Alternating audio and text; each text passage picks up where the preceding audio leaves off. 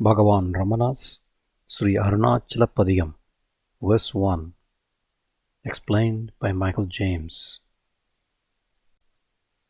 karuṇaiyā leṉணை yāṇḍanī yeṉakkuண் kāṭcitan daruḷilai என்றார் இருளலி உலகில் lēṅgiyē padaittiv vuḍalviḍi yeṉgati என்றாம் அருணனைக் காணா dalarumō Kamalam அருணனுக் கருணனா maṉணி அருணரி சுரந்தாṅ garuviyāyp peruhu arunamā மலையெனும் மண்மே.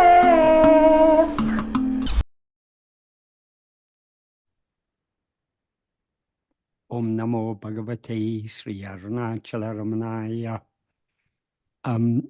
Today I've been asked to talk about verse 1 of Śrī Aruṇācala Padigam.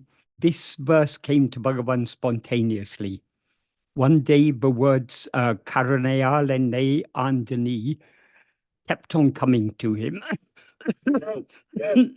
These are the opening words of this verse, but mean you who took charge of me by grace. So these words kept on coming to Bhagavan's mind. For a few days they were coming, and finally he wrote them down and wrote the whole verse. And then after this, each day for a series of days, one verse was coming each day. And I think on the final day, that is on the 10th day, the last two verses came. And later he composed the verses of, I think that day he composed the last two verses. He then was going round the hill, and one of the devotees brought a paper and pen just in case he was going to write any more verses. And then he wrote the first 6 verses of Ashtakam. And when a devotee wanted to print them, he composed 2 more verses to make it up to 8. So it became Patikam, 11 verses, and Ashtakam, 8 verses. But this is the first verse. The meaning of this verse is, well, the verse consists of 1, 2, 3 sentences. In the first sentence, what Bhagavan says is, karuṇaiyā leṉṉai yāṇḍanī yeṇakkuṇ kāṭcitan daruḷilai liruṇali yulahi lēṅgiyē padaittiv vuḍalviḍi leṉgati yeṉnnā. The meaning of this is, if you, who by your grace took possession of me or took charge of me, are not gracious, giving me sight of you, what will be my state if I leave this body, pining and suffering intensely in this dark and miserable world? That is, karuṇaiyā means by grace, yeṉṇai means me, yāṇḍa is an adjective or participle that means taking charge or taking possession. That is, taking charge in the sense of both taking responsibility for me and also taking control of me. So taking charge is probably the best way of expressing it in English, though this is a verb that Bhagavan uses a lot in Aksharamlai and other hymns. It's a very significant word, but there's no exact equivalent in English. But I think taking charge is probably the closest we can come to it. So, yāṇḍanī, ni means you, yeṉakkuṇ to me, kāṭci, your sight or your vision or your darshanam, tandu, giving, aruli, graciously, yeṉḍṛā. Daruļilai. The arul means grace. Daruļilai is the negative of that. So if you do not graciously give me your darshanam,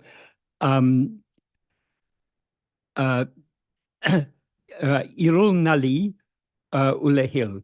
Irul means darkness. Nali means miserable, suffering, distress. Ulahil.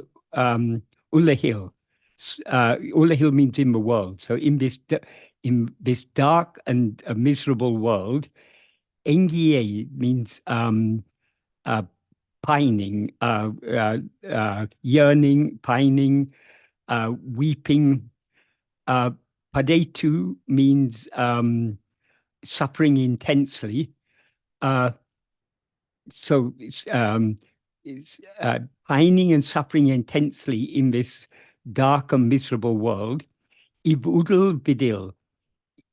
If I leave this body, leṉgati yeṉṉā, what will be my state? In other words, what will become of me?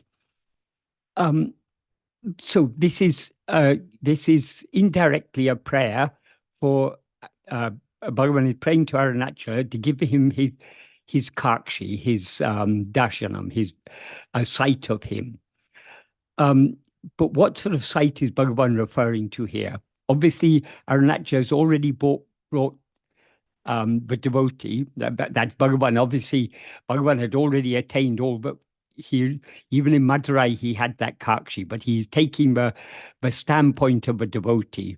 So the devotee has already been brought to Arunachala, and Arunachala has taken full control of him.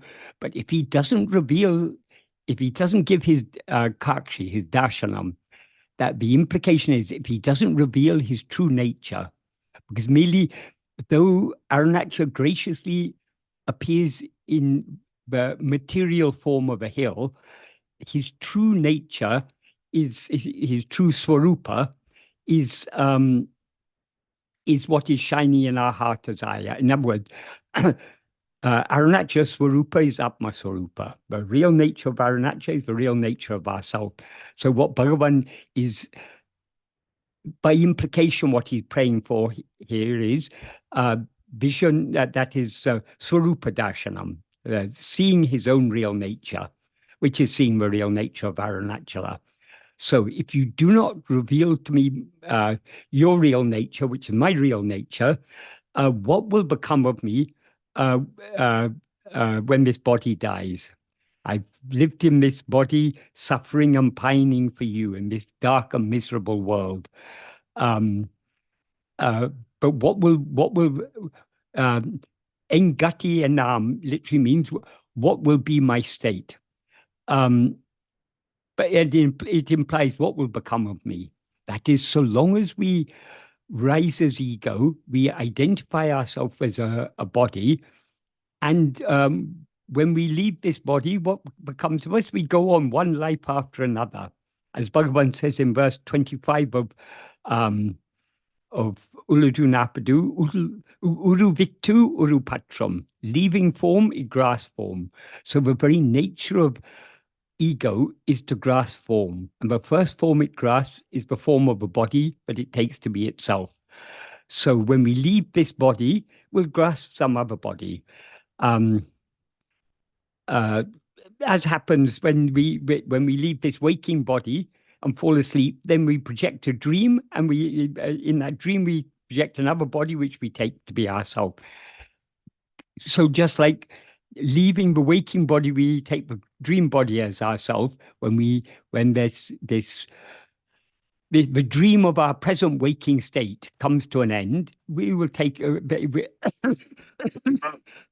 another dream will start. We'll continue this cycle of birth and death, which is just a series of dreams.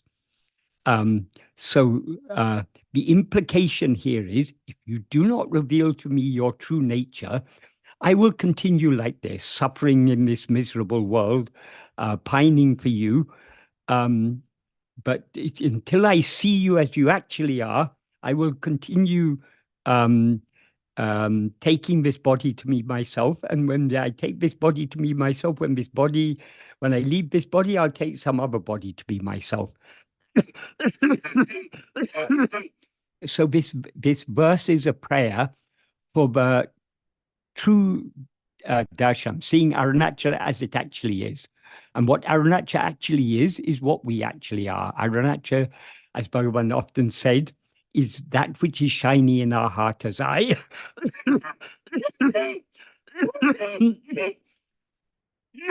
In other words, our own real nature is Arunachala. So seeing ourselves as we actually are is seeing Arunachala as he actually is.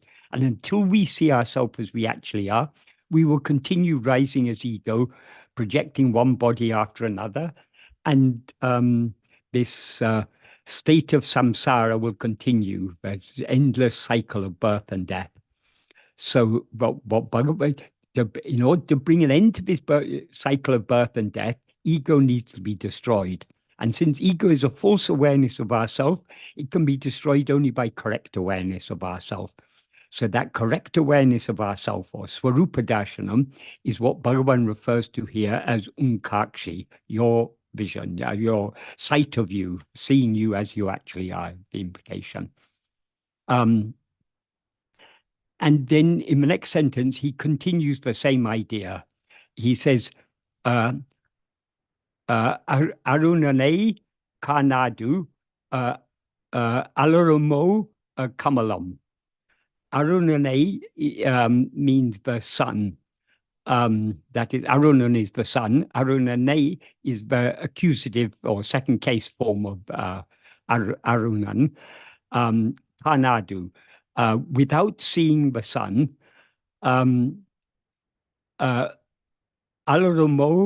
kamalam. Kamalam means a lotus. Dalarumō, the O makes it a question. Dalarum means blossom. Dalarumō means will it blossom? So without seeing the sun, will a lotus blossom? That is, it's only by seeing the sun that a lotus can blossom. Likewise, my heart, the lotus of my heart will blossom only when I see the son of suns, namely Arunachala. And then in the last sentence is actually just an address to Arunachala, but there's a lot of meaning implied in that address. He says, Arunanuk, sorry, Arunanukku, that means to the sun, Arunan, the sun to the sun. Maṉņi, being the sun to the sun. Maṉņi is a verb that means to endure or be permanent or to stay. So being permanently the sun to the sun. What does Bhagavan mean by the sun to the sun? The sun is what gives light to illumine the objects of the world. But what is the light by which the sun shines? It is only by the light of awareness, the light of pure awareness, which is Arunachala. So Arunachala is the sun to the sun.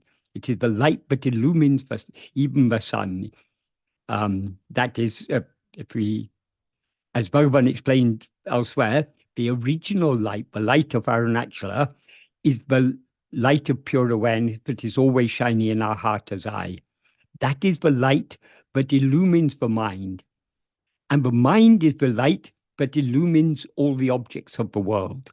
So when Bhagavan says the sun to the sun, he means Arunachala is the original sun, the original light that illumines the mind and in turn illumines the physical light but which reveals all the objects in the world.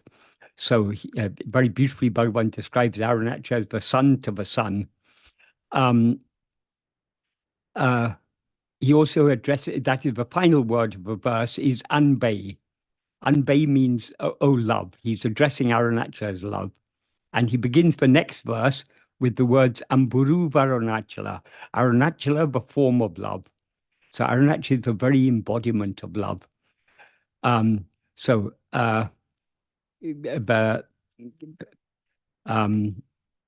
He addresses Arunachala as Arunamā malai enum ambei. That is, O love, hold the great Aruna hill, or great hill Aruna. In other words, this great Arunachala, that is, Arunachala is the name of the love that is ever shining in our heart. In Tamil, there's a very nice saying, Anbei Shivam, love alone is Shiva. So love is the true form of God. And God, that is that love that is God, is what is shining outwardly in the form of this great arrow on the hill. So, O love called the great arrow on the hill, Arunamā Malay Inam Ambe. And then what does he say about this great arrow on the hill? He says, Arunani Surandu Angu Aruviyāyp peruhum. That means where grace surges as a spring, gushing forth abundantly. That is, Arul means grace. Nani Surandu, Nani means well, but in this context it implies abundantly. Surandu means gushing forth. Aruvi is a spring of water. So the spring of grace that gushes forth. Aruviyāyp peruhum. The peruhum means which surges, or where grace surges as a spring, gushing forth abundantly. So the meaning of this sentence is, being the sun to the sun, O love called the great arrow on the hill, where grace surges forth as a spring, gushing forth abundantly. So this is an address to Arunachala, but what it implies is, just like the lotus cannot blossom without seeing the sun, you, Arunachala, are the sun to the sun. So will my heart blossom without seeing you? So the whole of this verse is a prayer for Arunachala to reveal his true nature to us. In other words, to give us his kāṭci, his darshanam. His darshanam means seeing him as he actually is. Seeing him as he actually is seeing ourselves as we actually are. So it is only by his grace that our mind can be drawn inwards and drawn inwards to such an extent that we see the light of that is Arunachala, the light of pure awareness that is always shining in our heart as I, but we see it as it is. And that light of pure awareness is the sun to the sun. That is Arunachala. So this is a very nice prayer, but it also, a lot of teachings are implied here. But without grace, we cannot see ourselves as we actually are. In other words, we cannot see Arunachala as he actually is. Why? Because the very nature of mind or ego is to always go outward and grasp things other than itself. So the natural inclination of the mind or ego is to go outwards. So the love to turn within can come only from grace. So whatever love we have to turn within, to see Arunachala shining in our heart as our own reality, our very own being, as the awareness I am, that love to look within can come only from Arunachala. It cannot originate from ego, because the nature of ego is to go outward. So the love to turn within can come only from Arunachala. So it is for him to give us a darshanam of himself. In other words, for him to show himself to us as he actually is. And how does he show himself to us? Only by giving us the love to turn within and to see him ever shining in our heart as our own being. So this, on the surface, this is a very nice prayer, but if we think more deeply about what Bhagavan, the implication of this prayer, why does he, when Arunachala is ever there, he's in the presence of Arunachala, the physical presence of Arunachala, the physical form of Arunachala, why is he asking for Arunachala to show his kāṭci, his darshanam? Because seeing Arunachala as a hill is not the true seeing of Arunachala. That is, Arunachala has revealed himself, has appeared in the form of a hill in order to give us love to turn within, to see him as he actually is. That's why, for example, Bhagavan in Aksharamlai, in verse 44, I think, Bhagavan reveals what Arunachala taught him. Tirumbiyaham, turning within. Tane dinam ahakankan, see yourself daily or constantly with the inner eye. Terium, it will be known. Endranayan Arunachala, thus you said, O Arunachala, my Arunachala. So Arunachala appears outwardly in name and form in order to give us the love to turn within, to see him as he actually is, shining in our heart as I. So this verse is a prayer for that ultimate darshanam, swarupa darshanam, seeing of the real nature of Arunachala. In other words, seeing ourselves as we actually are, because Arunachala is what we actually are. And it's only by seeing Arunachala as he actually is that our bud-like mind can blossom with jnana and bhakti. True jnana and true bhakti is the blossoming of the heart, which is possible only by the light of grace of Arunachala. So this is a very this Arunachala Padigam is a wonderful song full of so many very, very deep and meaningful prayers and assurances also. So this is a very apt beginning to this very, very beautiful and deep song, but welled up from Bhagavan's heart without any outward prompting.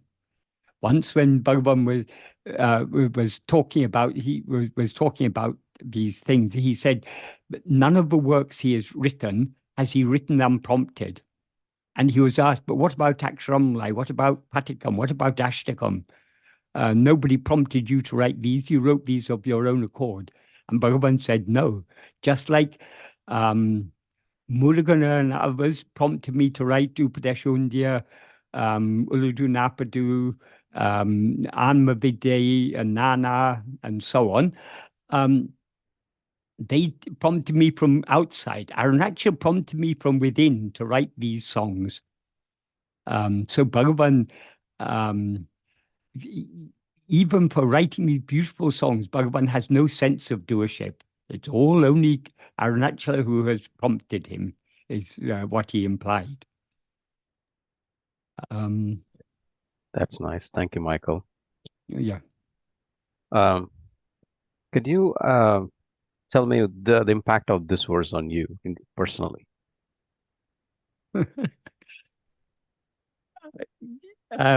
I think that's not possible to say, because we are all very fortunate that Bhagavan has attracted us to him. And these various verses are like, in Aksharamlai, Bhagavan sings, Chindit Taropada Chirindi Polkati Chiriyit Tundranai Arunachala. That is, he's comparing Arunachala to a spider and deciding to, when you thought, resolved to save me, you, like a spider, you caught me in the web of your grace.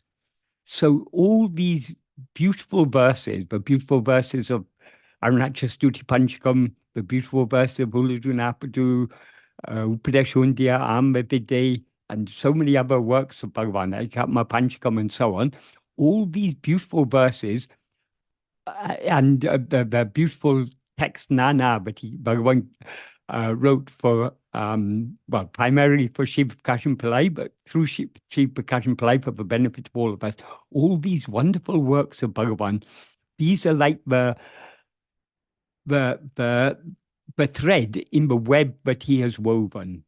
So, yeah, I mean, if we meditate on any of Bhagavan's verses, whether the verses of Aksharamlai or Arunachala Padigam, Navamanimlai, any of these Arunachala Stuti Panchakam, or the other verses of Uludunapadu and so on, if we meditate on any of these verses, the more we recognize the deep meaning and the deep implication of these verses, the more our love for Bhagavan wells up more and more. In this verse, he uses the imagery of Arunachala being where the grace springs up like wells up and gushes forth like a spring. Grace is, as Bhagavan said, grace is what is ever shining in our heart as our own being. So grace works from within us. So whatever love we have for Arunachala, whatever love we have for Bhagavan, whatever love we have for his teachings, this is all it is his grace working in our heart to give us this love.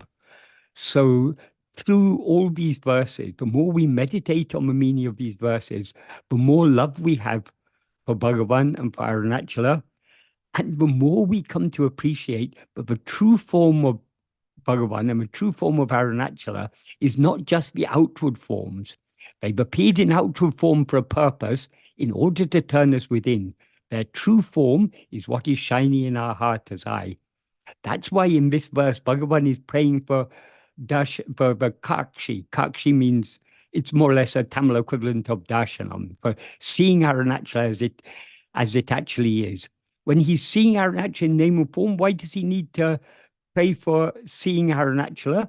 Because the true seeing of Arunachala is seeing our own real nature, turning, and that's possible only when our mind turns within.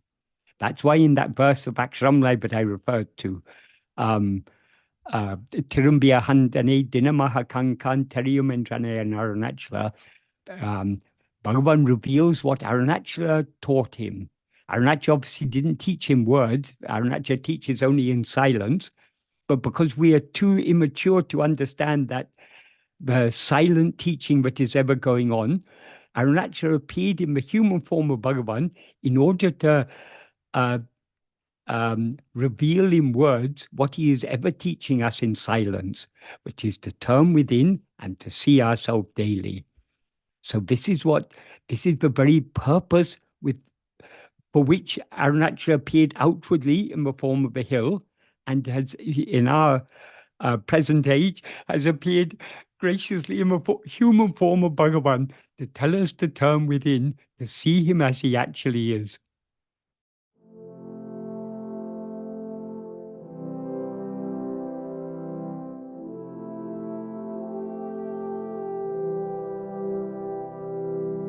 கருணையால் என்னை Antony எனக்குன் காட்சிtan daruḷilai என்றால் இருணali உலகில் ஏங்கியே பதைத்திவ் உடல்விடில் என்கதி என்னாம் அருணனை காணா dalarumō கமலம் அருணனுக் karuṇaṇā maṉணி அருணனி சுரந்தாṅ garuviyāyp பெருகும் அருணமா மலையெனும்